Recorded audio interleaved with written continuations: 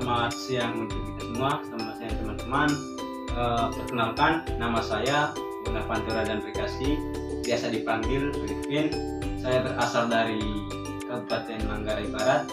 Sekarang saya kuliah di Universitas Bares, program studi pendidikan ekonomi, Fakultas Keguruan dan Ilmu Pendidikan. Jadi pada kesempatan ini saya akan membahas dua sub materi saya. Yang pertama itu cabang ilmu ekonomi dan masalah ilmu ekonomi. Nanti kita lihat satu persatu. Yang pertama itu cabang ilmu ekonomi.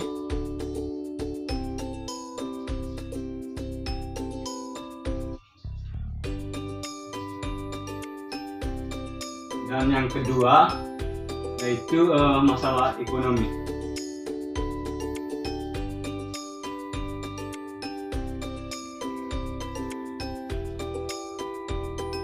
Baik, nanti kita lihat satu persatu ya teman. Yang pertama itu cabang ilmu ekonomi. Di sini ada 8 cabang ilmu ekonomi. 8 cabang ilmu ekonomi.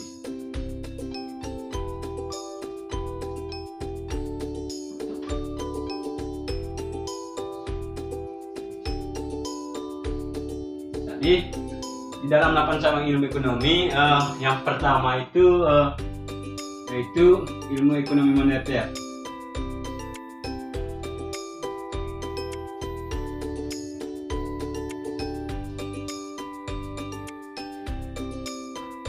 Ya.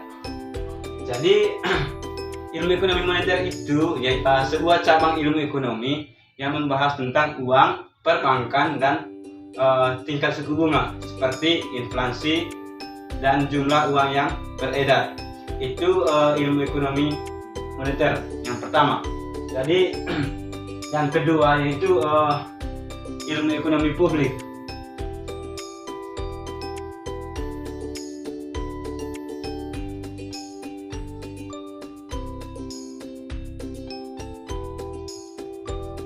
Jadi pada sub yang kedua itu yaitu ilmu ekonomi publik. Jadi ilmu ekonomi publik cabang ilmu ekonomi yang membicarakan tentang kebijakan pemerintah dalam perekonomian. Jadi hal-hal yang perlu dibahas dalam kebijakan ini yaitu yang pertama APBN, anggaran pendapatan dan belanja negara. Yang kedua APBD, anggaran pendapatan dan belanja daerah. Yang ketiga utang pemerintah. Yang keempat pajak, dan yang terakhir itu retribusi. Ketiga yaitu ilmu ekonomi industri.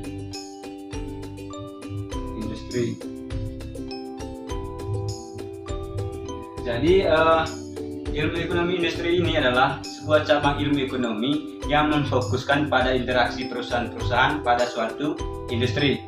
Jadi seperti pasar, perilaku persaingan pasar, monopoli dan oligopoli.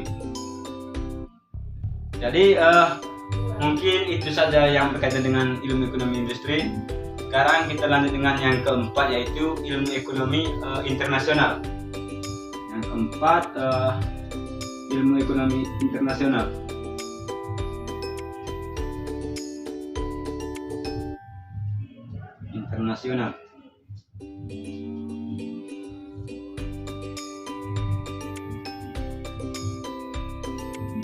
Baik, yang keempat itu ilmu ekonomi internasional.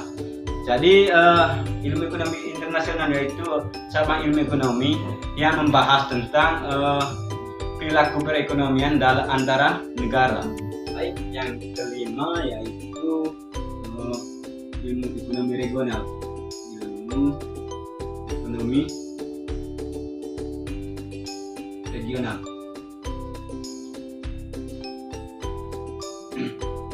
Baik teman-teman, jadi ilmu ekonomi regional ini suatu cabang ilmu ekonomi yang antara lain membahas interaksi ekonomi antara wilayah dan proses perkembangan antara suatu wilayah. Jadi itu ilmu ekonomi regional. Baik, yang keenam yaitu ilmu ekonomi sumber daya alam. Yang keenam, ilmu ekonomi sumber daya alam. Baik, yang keenam yaitu ilmu ekonomi sumber daya alam. Jadi ilmu ekonomi sumber daya alam ini cabang ilmu ekonomi yang di dalamnya membahas tentang problematika dan alokasi sumber daya alam yang dapat dilihat dari segi ekonomi.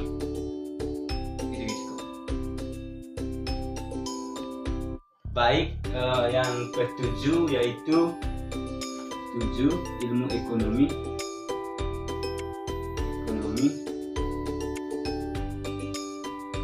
sumber daya manusia, SDM. Jadi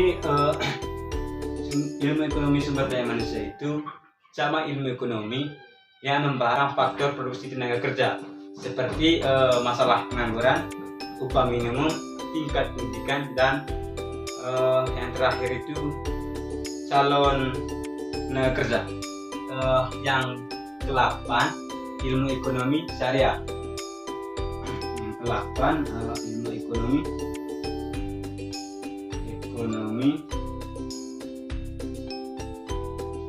syariah. Baik, jadi yang terakhir yaitu ilmu ekonomi syariah.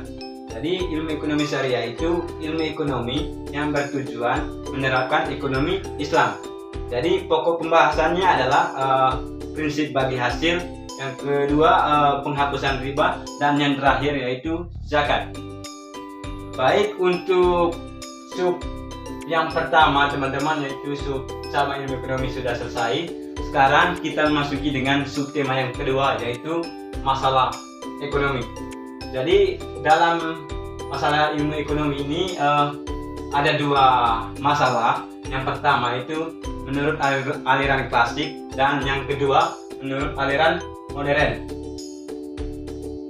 Aliran klasik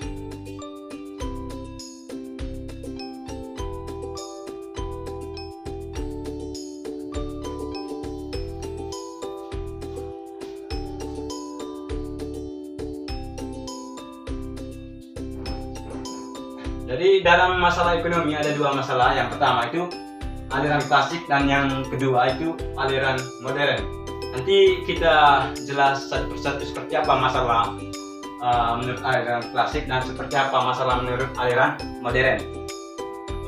Masalah menurut aliran modern. Jadi pokok masalah menurut aliran modernnya itu ada tiga. Yang pertama apa, yang kedua bagaimana, yang ketiga untuk siapa. Artinya yang pertama itu apa, berarti barang dan jasa apa yang akan diperlukan dan dalam jumlah berapa. Yang kedua bagaimana, yang artinya membahas proses barang tersebut dibuat dan bagaimana mengkombinasikan faktor-faktor produksi antara sumber daya alam yang diproduksi. Yang ketiga untuk siapa, barang dan jasa itu untuk siapa yang perlu digunakan dan pada lapisan masyarakat yang mana yang akan digunakan. Baik teman-teman, pada kesempatan ini mungkin hanya ini yang saya perlu dapat saya sampaikan. Untuk pertemuan kita cukup sampai di sini. Semoga ilmunya bermanfaat ya. Sekian dan terima kasih.